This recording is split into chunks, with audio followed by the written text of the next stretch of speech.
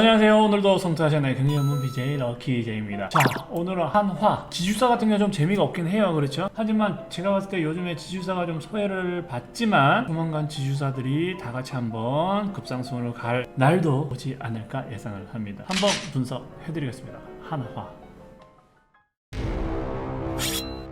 하나사무비, 하나지주사에 대해서 제가 과거에 한번 설명을 드렸던 적이 있어요. 과거에 방송을 했던 게 2021년 6월 3일 21년 6월 3일이면 이때쯤이었네요. 솔직히 말씀드려서 저는 한만 장이 어떻든 주가가 이렇게 우상향으로 지금으로 갈 거라고 생각을 했어요. 하지만 그 사이에 좀 많은 일들이 있었죠. 지주사가 소외를 받는다, 지주사는 할인율을 높여야 된다, 지주사들에 대해서 조금 안 좋은 얘기들이 좀 많았고요. 제일 중요한 건 뭐예요? 종합주가지수 자체, 코스피 자체가 좀 줄었어요. 그리고 실질적으로 어떻다? 종합주가지수가 횡보를 하면서도 성장주는 조금 상승을 하고 실질적으로 가치주는 좀 떨어진 성향이 있었죠. 그래서 지주사라든지 아니면 뭐 금융주를 비롯한 배당주라든지 모든 종목들이 살짝 소외를 받으면서 하락을 하는 성향도 있었죠. 하지만 어떻다? 결과론적으로 제가 분석을 해봤을 때 좋은 종목은 이렇게 우상향해서 연말로 다가갈수록 가치주, 실적 좋은 주는 충분히 관심을 받을 것이라 라는 부분에 대해서 말씀을 드리고요. 그럼 하나사무비 과거에도 짚어봤지만 간단하게 재무제표 짚어보고 시작하겠습니다.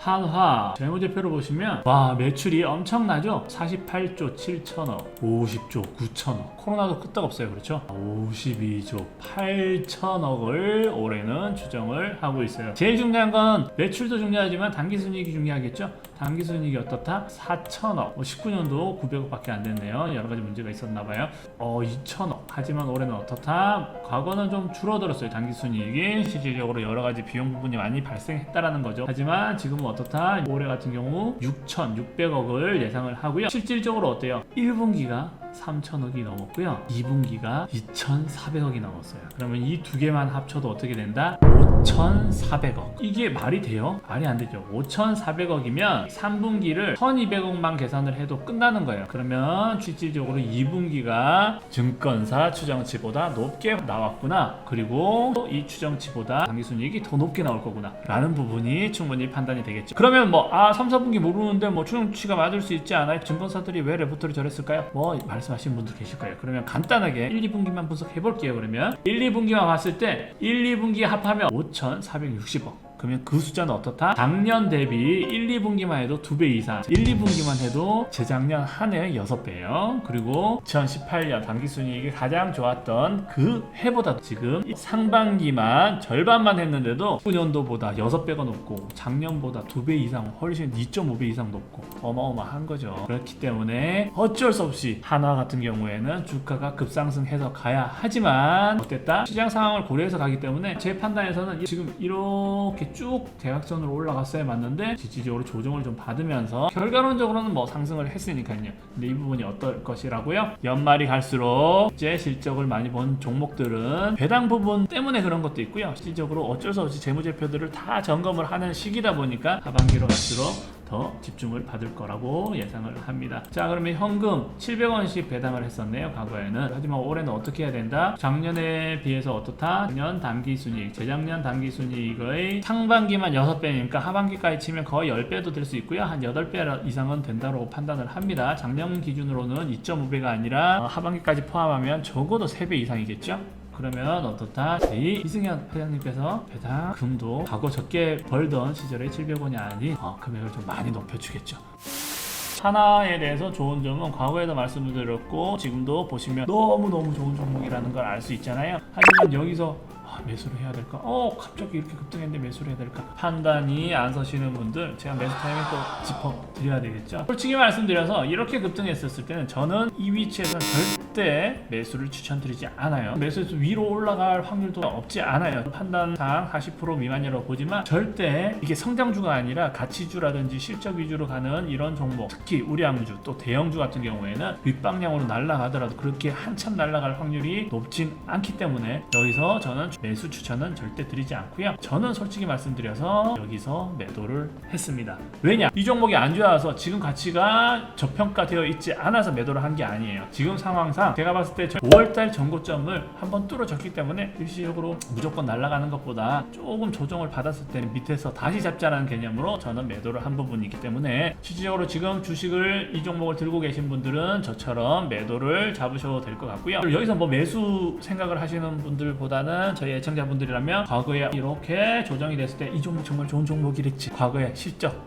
다 확인을 하셨을 거지 않습니까? 여기서 매수를 하셨다가 여기서 매도를 하실 경우에 10% 정도 수익을 오히려 보셨던 분들이 현명한 분들이다, 이렇게 말씀을 드릴 수가 있고요. 오늘도 지금 방송을 지금 제가 8월 30일 오후 1시에 찍고 있어요. 방송은 아마 며칠 뒤에 나갈 것 같아요. 녹화기 때문에 어쩔 수 없다는 부분 이해를 좀 해주시고요. 지금 오늘 같은 경우도 조금 저항선 위에서 올라왔다가 조정을 받고 있지만 저는 제가 판단했을 때 60% 확률로 조금 조정을 받을 확률이 높다고 생각을 합니다. 뭐 내일 모레는 올라갈 수가 있을지는 모르겠지만 향후 이후에는 조정이 되니까 그때 잊지 마시고 하나 사무비, 특히 우선주 이렇게 실적 좋은 종목은 배당이 갑자기 좋아질 수 있기 때문에 본주보다 가격이 낮다라고 판단을 했을 경우에 우선주를 보시고요. 제가 사무비로 그 당시에 픽을 했던 이유도 다른 우선주보다 가격 메리트가 좋아서 픽을 했던 것 같아요. 여러분들 생각을 하실 거예요. 지금 매수할 거 아닌데 그럼 기존에 있던 사람들 매도하라고 방송을 하는 거예요? 저는 조정됐을 때 매수를 못했으니까 방송을 끌게요 라고 판단하시는 분들은 그런 의미가 아니고요. 지금 이렇게 움직이는 걸 한번 보셔야 된다는 거예요. 그리고 나서 시장 상황상 조정을 받으면 적어도 낮은 가격에서 이런 좋은 종목들은 미리 담아 두셔야 된다고 말씀을 드리는 겁니다. 자, 그러면 아직도 오르지 않은 좋은 종목들은 뭐가 있을까요? 금융주 같은 경우도 조정을 많이 받았어요. 실질적으로 어떻다? 미국 테이퍼링 관련해가지고 얼마 전에도 금리 당분간 안 올릴 거다 또 얘기가 나왔기 때문에 금리 인상을 안 하니까 조정을 받아요. 하지만 어떻다? 이 종목 같은 경우도 충분히 6만원 이상 쭉쭉 올라가야 되는 종목이에요. 금리 언젠간 올릴 거고요. 물론 크지 않더라도 올리는 타이밍 또는 금리를 올리게 된다는 부분 예상이 나오는 타이밍상 그때도 또 좋게 판단을 해서 상승을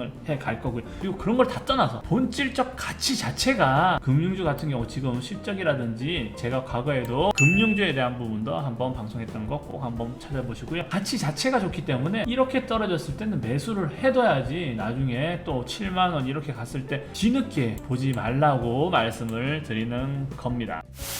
자, 그럼 하나 사무비 간단하게 정리 한번 해드리겠습니다. 지금 상황에서는 오히려 저는 매도 시점이라고 봅니다. 그리고 조정을 받으면 아래쪽에서 충분히 15,500원 이상의 가치는 있으니까요. 물론 15,500원보다 더 내려갔을 때 낮은 가격에 주워가는 게 훨씬 더 좋긴 하겠죠. 그렇게 되면 더 좋긴 하지만 충분히 조정 받았을 때 횡보 후에 찔끔 움직이는 이때 꼭 잡으시길 추천을 드리는 거고요. 이런 종목은 매일매일 관심 종목 포트폴리오에 넣어두시고요. 금융주도 마찬가지고 금호석이 우선주도 꼭 넣어두십시오. 실적 좋은 종목이 저평가되어 있을 때는 트렌드상 내려가는구나, 더 밑으로 안 내려가고 올라가기 시작하면 이쯤에선 괜찮겠지 하고 잡아두시는 거 나쁘지 않다고 말씀을 드립니다. 이렇게 폭락을 했을 때는 이때는 우리 시장 자체가 패닉이었잖아요. 그래서 떨어진 거니까 너무 이런 거 신경 쓰지 마시고요. 그대로 들고 계시면 이렇게 오른다라는 점, 이 패턴을 아셔야 된다라는 점이 제일 중요하고요. 들고 계신 분들 매도하시고 아래쪽에서 잡으시고요. 신규 매수하실 분들 조정 받았을 때 아래쪽에서 15,500원 미만에서 상황을 보시고 잡으십시오. 시장이 안 좋다면 15,500원이 깨지더라도 조금 더 기다리셔도 돼요. 더 떨어질 수 있으니까요. 연말이 다가올수록 이제 성장주도 좋지만 가치주가 좀 관심을 받는다라는 점 기억을 해두시고요. 제가 말씀드린 대신증권, 금호석유, 우선주, 하나사무비 이런 종목들 가격이 떨어졌을 때 미리미리 준비해 두시길 바라겠습니다. 포스코도 가격이 좋던데 요거 만약에 기존에 급등했을 때 매도를 하셨던 분들이라면 좀 저렴해졌을 때 매수 미리미리 해두시길 바라고요. 늘 말씀드리지만 항상 내리면 팔고 오르면 사시는 분들 너무 안타까워요. 그렇게 하지 마시고요.